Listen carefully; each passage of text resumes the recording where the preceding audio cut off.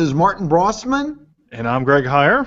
And I'm Elyse Archer. Welcome to Linking into Sales. This is our Thanksgiving special podcast, and excited to be here.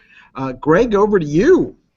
All right. Well, we have an amazing show ahead for us today. We're just going to skip right over the social selling news, even though there's a couple little things that kind of happened out there with some of our tools that we're following. But first thing we would do is we want to mention our sponsor and say thank you very much to NC State Technology Training Solutions for being the sponsor of the Linking into Sales Social Selling podcast. Martin is actually right now on site at NC State, where he just wrapped up his class with his students in social media management. And I had actually a pleasure there this evening of talking about Google Analytics and how a social media person should be aware, or a social media manager should be aware of how to use Google Analytics. So I fried their brains. That's what I did tonight. Yes. But anyways, so we wanted to. Oh, first of all, I'm sorry. Let me first wrap up with the sponsor. But if you're looking to continue your professional education and need an excellent opportunity and an excellent education to be taught by industry professionals, then go over to linkingintosales.com/NCSUTTS and learn more about NC State Technology Training Solutions, where you can expand your continuing education, earn some continuing education credits, and also, did you know that they are a nonprofit? So that might be a little bit of a tax deduction, which could be helpful around April. But more than that, you're going to get great value from the education you will learn from these professionals like Martin, me, and a number of other folks. So if you wanted to sharpen your skills on Excel, Photoshop, maybe InDesign, or using Evernote, or even taking a social selling with LinkedIn course with us, then definitely come out and check that out if you're in the Raleigh area. And we look forward to hopefully seeing you there. But if you wanted to learn more, just go to linkingintosales.com/NCSUTTS and to learn more. But now, let's talk about some really awesome things that we are thankful for. How's that sound? Sounds good. And I'll begin with one, and then why don't we alternate? Greg, is that fine with you? Get a little. That's fine. That's fine, but I say, let's go ladies first. Can we go ladies first? Oh, I think that's terrific. Elyse, you want to go first? I would love to go first. No pressure, right? None.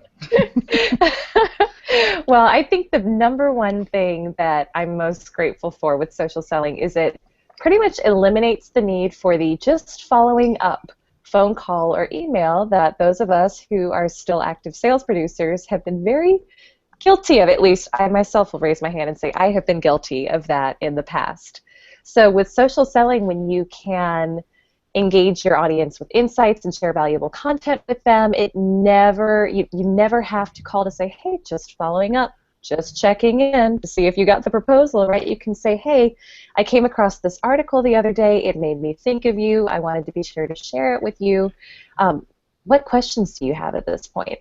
So for me, in the sales process, I've created I consider it a pretty killer follow-up process that helps me follow up with my clients and never have to use the just following up terminology. So after I meet with a customer and give them a proposal, I have a 7-step touch-point process to follow up. So that will involve phone calls, that will involve emails, all of them. I'm engaging with insights that I'm finding online.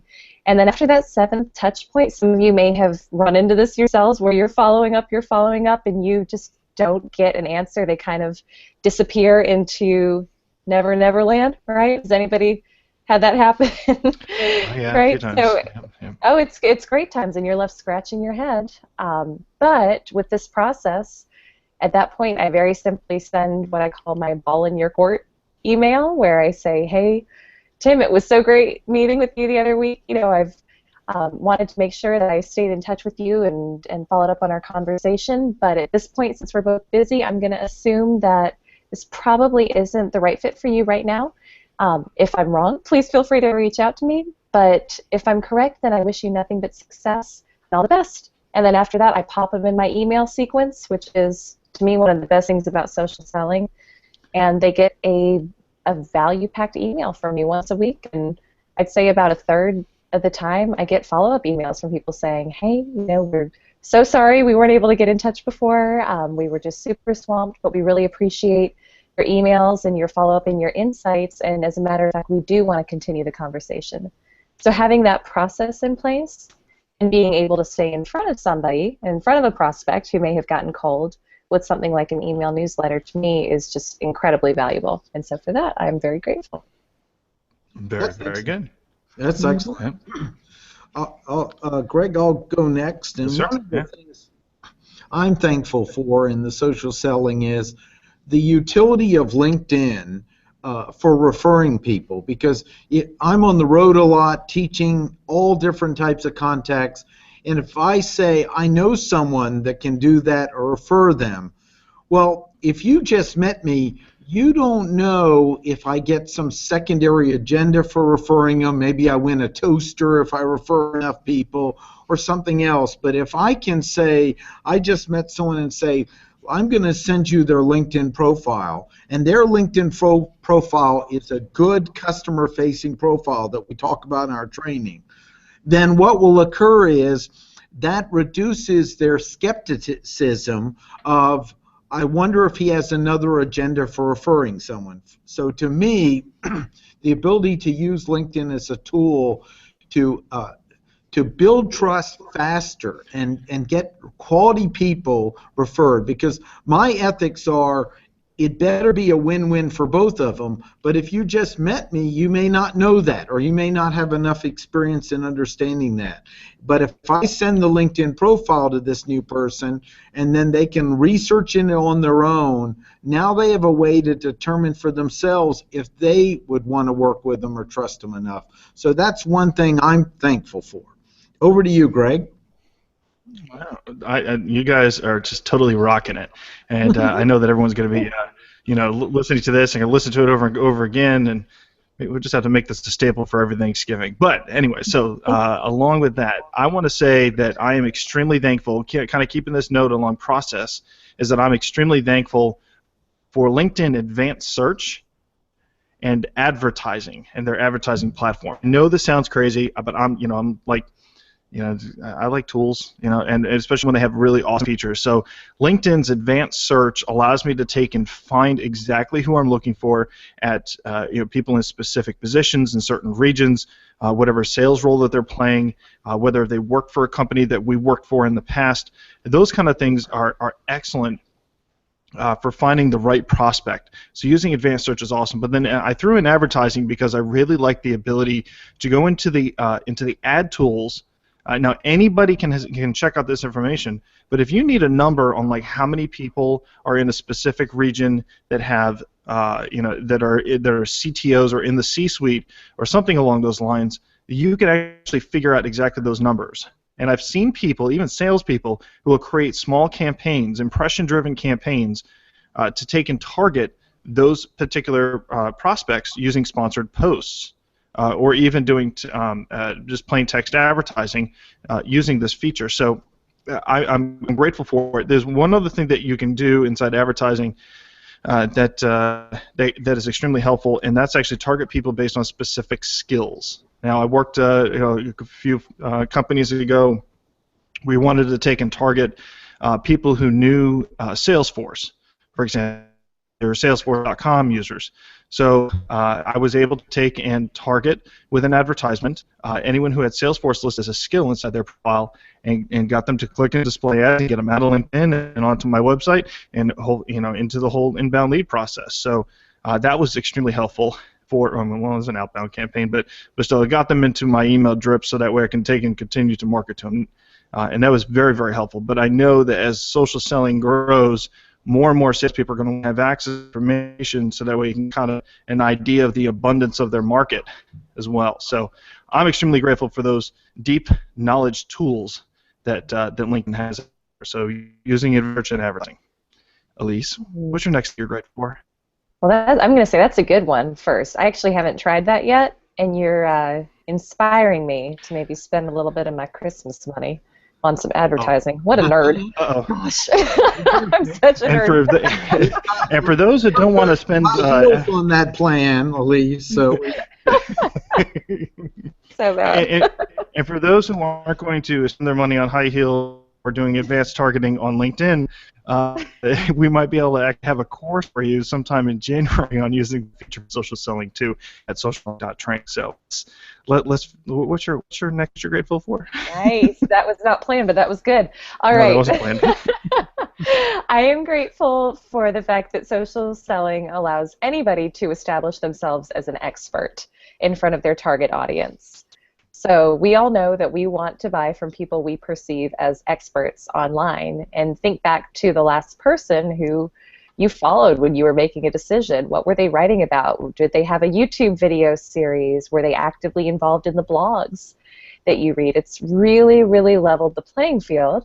And if you think back prior to when social selling was even a thing, you would have to be well networked enough to get a radio interview or a TV interview. And so the barrier to entry to really establishing yourself as an expert was high. It was really all in who you knew.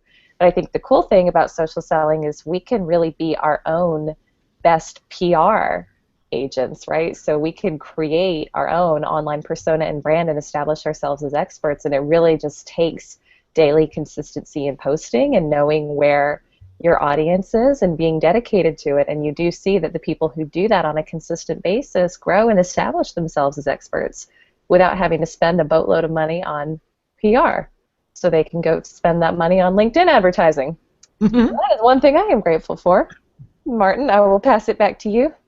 Yeah, one of the things that I really like about social selling and the customers becoming more savvy on the internet is it forces us to crawl inside the customer's paradigm, their mind, the way they think, what's important to them, and really think about marketing from an educational and value-added perspective, because I've been in sales in some way most of my life for support, and I never was appreciated the just interrupting them as many times as you can until they give in. I call it kind of the Flintstones approach to banging away in interruption advertising. And now we're looking for the right time to interrupt them. We're looking to understand what's educational value to them, and we need to understand the persona of our customers better than any time before, and this just seems like a more respectful way to sell, and I really appreciate it. I feel it's more ethical. Now, I don't want to take away from traditional relationship selling that did this, but now we have more tools on the web and more techniques to both give that value, to engage with them, and to understand them better. So that's, to me, one of the things I really appreciate about and thankful for social selling. So, Greg, do you got anything else for us? I'll let it go over to you now. Yeah, no problem. All right, so the next thing that I am thankful for is, I'm going to say the big one for the last, but let's do, I am thankful for social listening and for the tools that help us listen in social media for relevant discussions that our prospects and our customers are having. And tools out there like Sales Prodigy. I love that. I still have it on my phone. I check it every single day. I'm following terms that are relevant, that I find extremely helpful to follow. I can always expand it as well. I'm on Twitter looking for hashtags that people having conversations around hashtags. Love to see a B2B moment happen on Twitter, but we'll see how that works itself out. I think the one thing that I would be looking for in the future is hopefully a social listening tool for LinkedIn. But I think what we'll have to do in the meantime is rely on tools like BuzzSumo, which does take a look at how often articles are shared, and if they happen to be in LinkedIn, then I can actually find them. I can find them that way. But I think social listening, it can be very, very powerful for when you're having a conversation, just being armed with knowledge to carry on a relevant conversation with your prospect, hopefully finding common ground with your prospect or customer, and staying current with everything that's going on with them and affecting them. I think social selling can also, or social listening, Well, I'm a little off tonight, but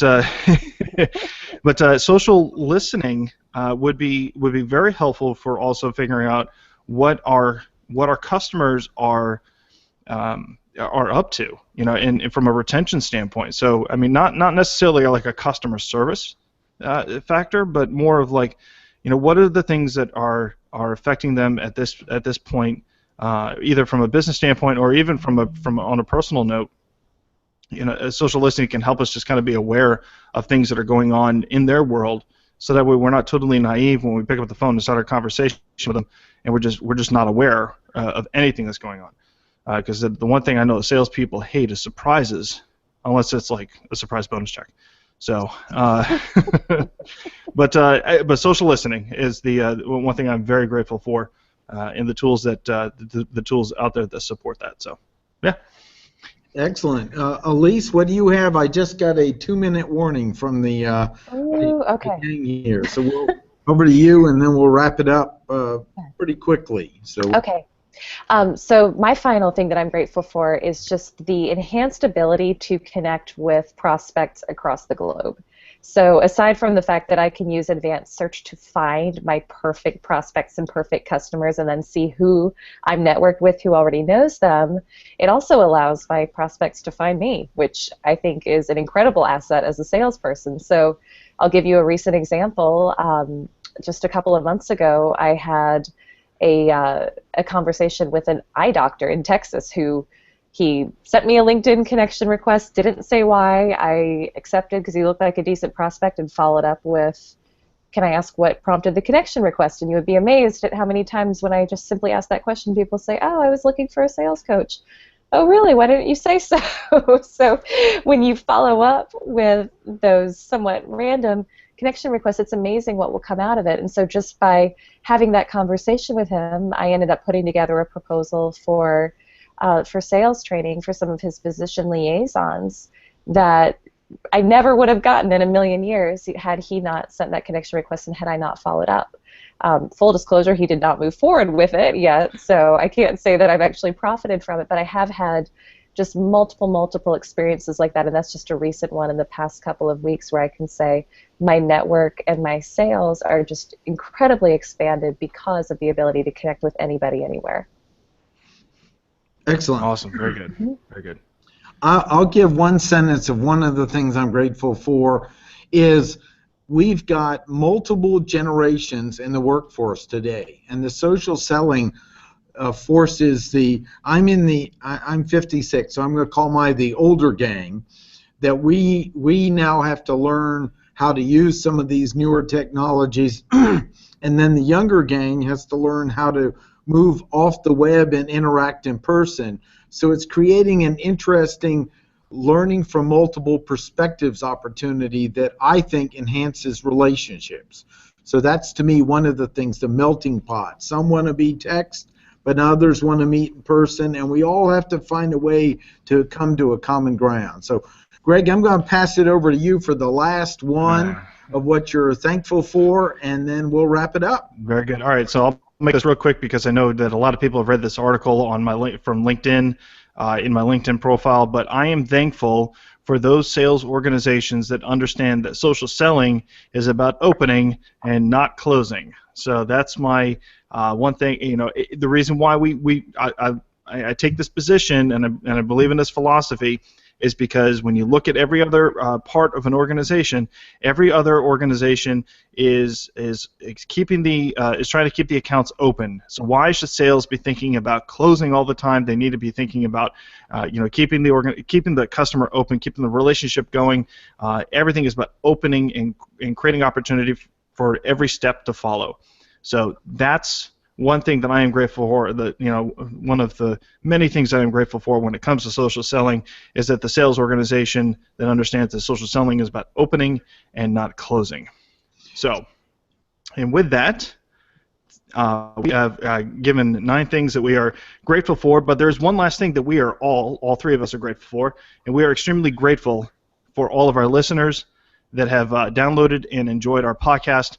As well as all of the guests that we've had on for this past year. We're not done yet. We still have more guests to come in the coming weeks.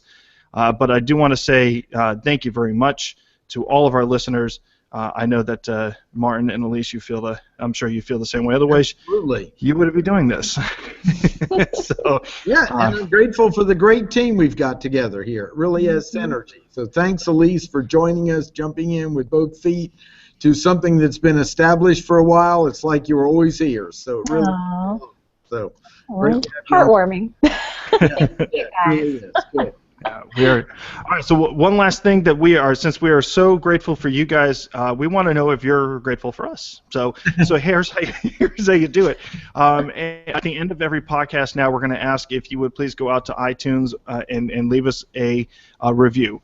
We're not asking for 5-star reviews. We're asking for reviews. So we want you to give your wholehearted, honest opinion on what you think of the podcast. If you do, then come over to linkingintosales.com/sticker and then copy in your comment that you made and then fill out the form there, and we're going to mail you a sticker or two, Linking into Sales sticker that you can take and use. We love these things. They're fantastic. Every time we take them, people want several of them so they can stick them all over their kids or their cars or whatever they're going to do with them. But I think that if you really enjoy the podcast and you're in the spirit of giving, head out to iTunes and leave us a review. And be honest, we love reviews. So excellent. Well, thank you. This wraps it up. This is Martin Brossman and Greg Hyer and Elyse Archer. And you've been watching listening to the Linking into Sales Social Selling podcast.